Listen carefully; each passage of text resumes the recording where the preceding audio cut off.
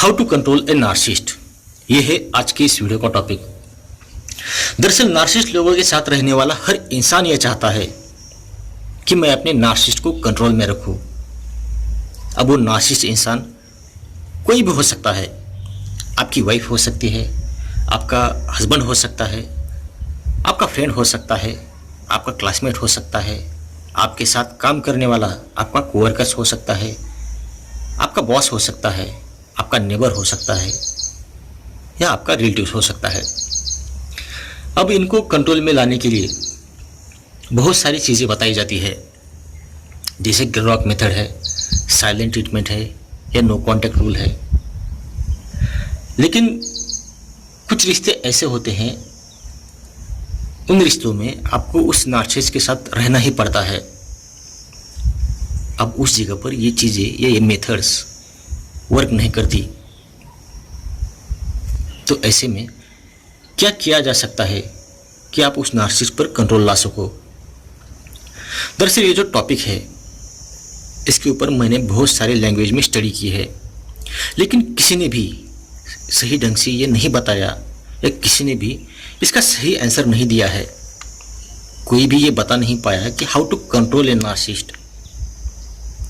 सिर्फ इस टॉपिक में आपको गोल गोल घुमाते हैं और गोल गोल घुमा के ये टॉपिक छोड़ देते हैं, और इसके बहुत सारे रीजंस भी है।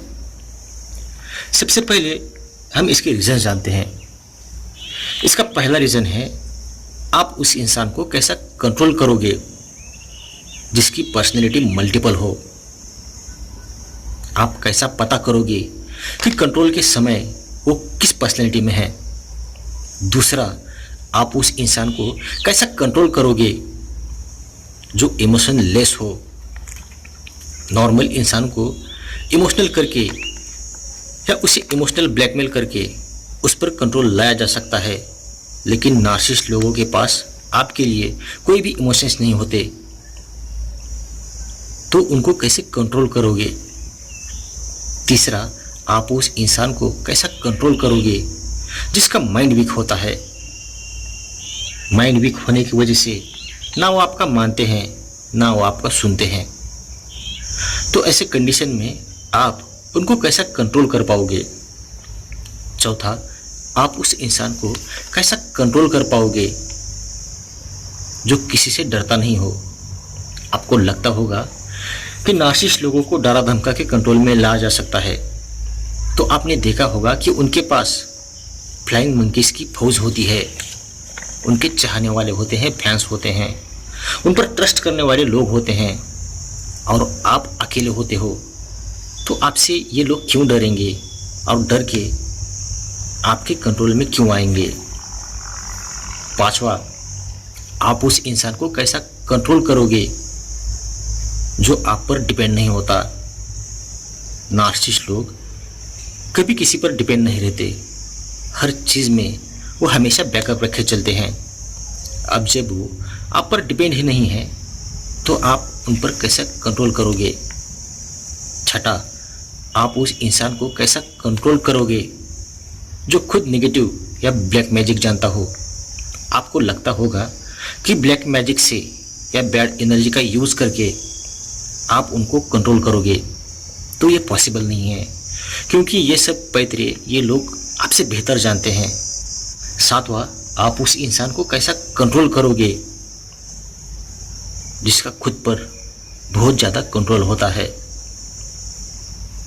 आज मैं आपको इसी वीडियो में और एक क्वेश्चन का आंसर दूंगा जो इसी टॉपिक से रिलेटेड है। नार्सिसिस्ट लोग आपको इसलिए कंट्रोल कर पाते हैं क्योंकि आपका खुद पर कंट्रोल नहीं होता, और वही इंसान दूसरों को कंट्रोल में रख सकता है या कंट्रोल कर सकता है जिसका खुद पर कंट्रोल होता है। इसलिए दूसरों को या नार्सिसिस्ट को कंट्रोल में लाने से पहले खुद पर कंट्रोल करना सीखो। ये जो कंट्रोल का टॉपिक है, ये बहुत ही आसान टॉपिक है, लेकिन आपको वीडियो में मैं इसका आंसर नहीं दूंगा, इसलिए आपको मुझे पर्सनली कॉल करना होगा, तभी मैं आपको इस क्वेश्चन का आंसर दूंगा कि how to control a narcissist. आज का टॉपिक यहीं पर ख़त्म होता है। अगर आप किसी नार्सिसिस्टिक रिलेशनशिप में फंसे हैं और वहाँ से बाहर निकलना चाहते हैं तो इसमें मैं आपकी 100% सहायता करूँगा, जिसके लिए डिस्क्रिप्शन बॉक्स में मैंने अपना व्हाट्सएप नंबर दिया है, उस पर आप मुझे कांटेक्ट कर सकते हैं। और अगर ये वीडियो आपको पसंद आता है तो इस वीडियो को सब्सक्राइब, लाइक और शेयर ज़रूर करना। वीडियो देखने के लिए और समय देने के लिए आप सभी लोगों का दिल से धन्यवाद।